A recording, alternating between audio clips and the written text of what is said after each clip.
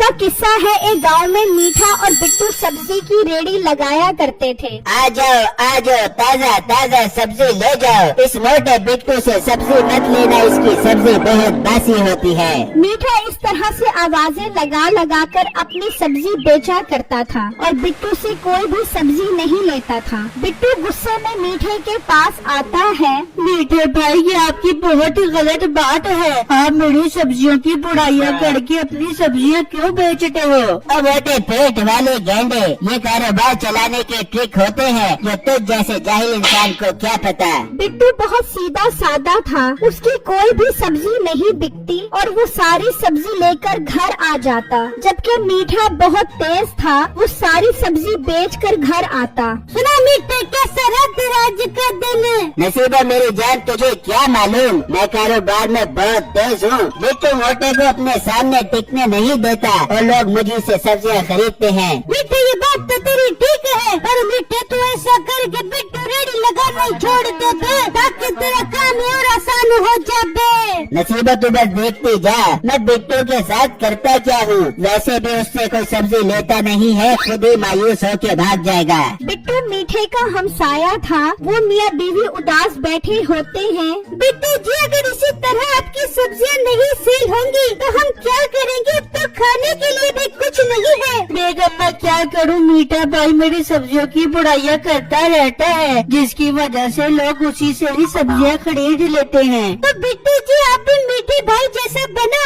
आप भी उनकी सब्जियों की बुराई किया करो ताकि लोग आपसे सब्जियां खरीद लें। नहीं बेगम, मैं ऐसा नहीं करूँगा। वैसे भी रिज़्क देने वाली तो अल्लाह की जात है, मुझे पूरी उम्मीद है अल्लाह मेरी मदद जरूर करेगा। अच्छा बेगम, खाने को कुछ है तो दे दो, बहुत जोर की भूख लग रही है। बिट्टू जी, खाने में कुछ नहीं है। तो बेगम एक काम करो, सब्जी तो बिकी नहीं, आप सब्जी ही पका लो। बिट्टू जी, घी मसाले सब खत्म हो गए हैं, सब्जी भी नहीं बन सकती अब तो। वो बातें कर रहे होते हैं तो एक बूढ़ी औरत आती है। बेटा खाने को कुछ मिल सकता है? मैं बहुत भूखी हूँ, मेरे घर में बच्चे भी भूखे बैठे हैं। माँ जी, हमारे घर में खाने के लिए कुछ नहीं है, हम भी भूखे बैठे हैं। बिट्टू, आप एक काम करो, मीठे भाई के घर से कुछ खाने के लिए ले आओ। हाँ बेगम, ये तुमने ठीक कहा। माँ जी आप रुको, मैं कुछ करता हूँ। फिर बिट्टू घर से निकलता है और मीठे के घर आ जाता है। मीठे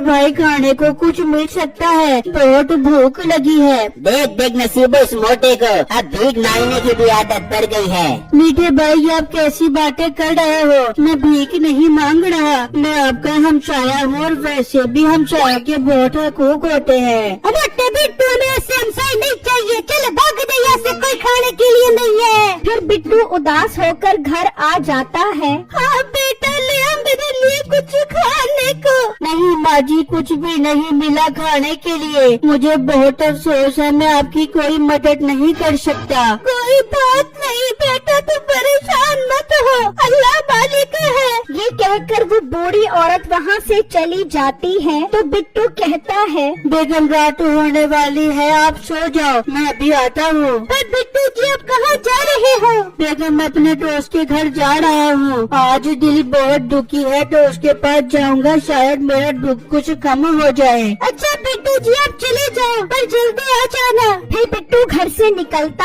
है और एक जगह पर आकर बैठ जाता है और रोने लगता है। अल्लाह मेरी मदद करे, अब तो हमारे घर में खाने को भी कुछ नहीं है। वो रो रहा होता है तो एक चुड़ैल आती है। चुड़ैल को देखकर बिट्टू डर जाता है। इंसान, तू डर मत, मैं तुझे कुछ नहीं कहती, तू ये बता तो क्यों रो रहा है? चुड़ैल आंटी, बात ये है कि हम बहुत परेशान हैं, घर में खाने के लिए कुछ नहीं है और काम भी नहीं चल रहा। अगर इसी तरह रहा तो मेरी खुदकुशी करने की नौबत आ जाएगी। नहीं, ऐसी मायूसी वाली बात है, नहीं करते। मैं तेरी मदद करती हूँ, तो एक काम कर, इस गाँव में जो जंगल है वहाँ एक कुआं है, उसमें खजाना है, तो उसमें से इतना ली जिससे तेरी जिंदगी अच्छी गुजर सके। चुड़ैल आंटी, आपका बहुत बहुत शुक्रिया, मैं सुबह होते ही अपनी बीवी के साथ वहाँ चला जाऊँगा। ठीक है इंसान, और हाँ अगर मेरी जरूरत पड़े तो मुझे चुड़ैल खाना कहकर बोलती में आ जाओगे।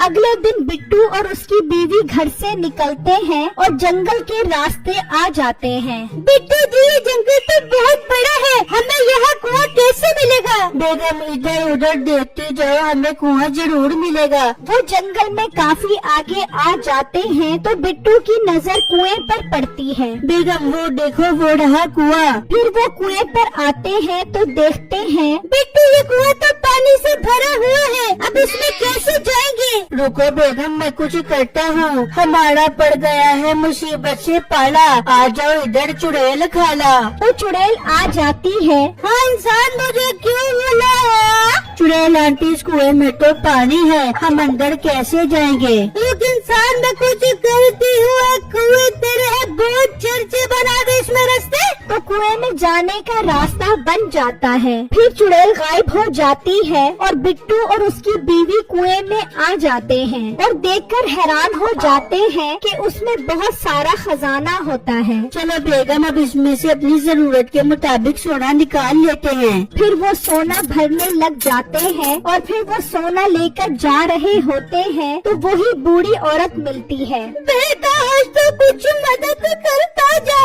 तो बिट्टू उसे एक सोने का सिक्का देता है। बेटा, ये तो सोने का सिक्का है। हाँ माँ जी, आप इसे बेचकर खाने के लिए कुछ ले जाना। फिर वो वहाँ से चले जाते हैं और वो बूढ़ी औरत सुनारे के पास आती है। बेटा, मुझे ये सोने का सिक्का बेचना है। पर बुढ़िया, तेरे पास ये कहाँ से आया? बेटा, मुझे इस गांव में अल्लाह का नेक बंदा बिट्टू है, उसने दिया है। अच्छा बिट्टू मोटा, उसे तो मैं जानता हूँ। बुढ़िया, मैं तुझे सिक्के के 10,000 रुपए दूंगा। ठीक है बेटा, दे दे मुझे 10,000। फिर वो बूढ़ी औरत पैसे लेकर वहाँ से चली जाती है और सुनारा भागता हुआ मीठे के पास आता है और उसे सारी बातें बताता है। ये सुनकर मीठा और नसीबो हैरान रह जाते हैं। अच्छा यार, तू अब चल, मैं कुछ करता हूँ। फिर वो सुनारा वहाँ से चला जाता है तो नसीबो कहती है, बेटे, ये कैसे मोटे बिट्टू के पास ये सोने का सिक्का कहाँ से आ गया? जरूर उसके हाथ कोई सोने का खजाना लग गया होगा। नसीबो, तू एक काम कर, मोटे बिट्टू को बहाने से बुला।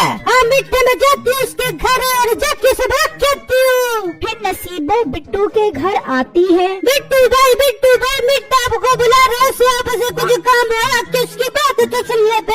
बेगम, मैं फिर मीठे भाई से मिलकर आता हूँ। चलो नसीबो बाजी। फिर वो मीठे के पास आते हैं। मीठे भाई, खैर तो है, आपने मुझे क्यों बुलाया? बेटो, हमें पता चला है कि तेरे हाथ सोने का खजाना लगा है, मुझे बता वो खजाना कहाँ है? नहीं नहीं मीठे भाई, मेरे पास कोई खजाना नहीं है। मिट्टी जैसे नहीं मार बेगा, इससे गुलवाने के लिए कोई और तरीका निकालना पड़ेगा।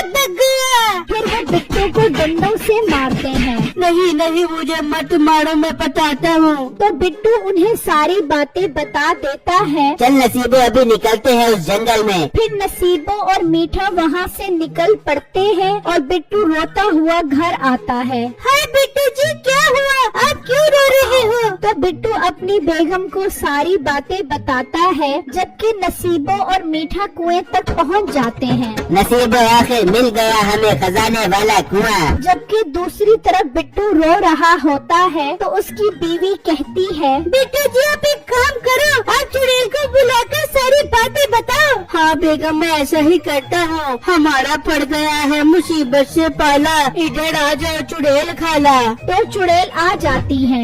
इंसान, क्या हुआ, मुझे क्यों बुलाया? फिर बिट्टू चुड़ैल को सब बताता है। इंसान, तू परेशान मत हो, मैं कुछ करती हूँ और उनको अच्छा सबक सिखा दी हूँ। जबकि दूसरी तरफ मीठा और नसीबो खजाना देखकर बहुत खुश हो रहे होते हैं तो वहाँ पर चुड़ैल आ जाती है। और इंसान, तुम बहुत जालिम हो, तुम्हें अपना अच्छा सबक सिखाओगे? नहीं नहीं चुड़ैल बाजी, हम जालिम नहीं है, हम तो बहुत मासूम हैं। तुम जितना मासूम हो मुझे सब पता चल गया, अब तुम मरने के लिए तैयार हो जाओ। नहीं चुड़ैल बाजी, हमें मत मारना, हमें माफ कर दे। चुप करो खबीस लोगो, एक कुएं तेरी है बहुत चर्चे, इसमें भर दे पानी ताकि याद आ जाए इनको इनकी नानी। तो कुएं में पानी भर जाता है और वो दोनों कुएं में डूबकर मर जाते हैं।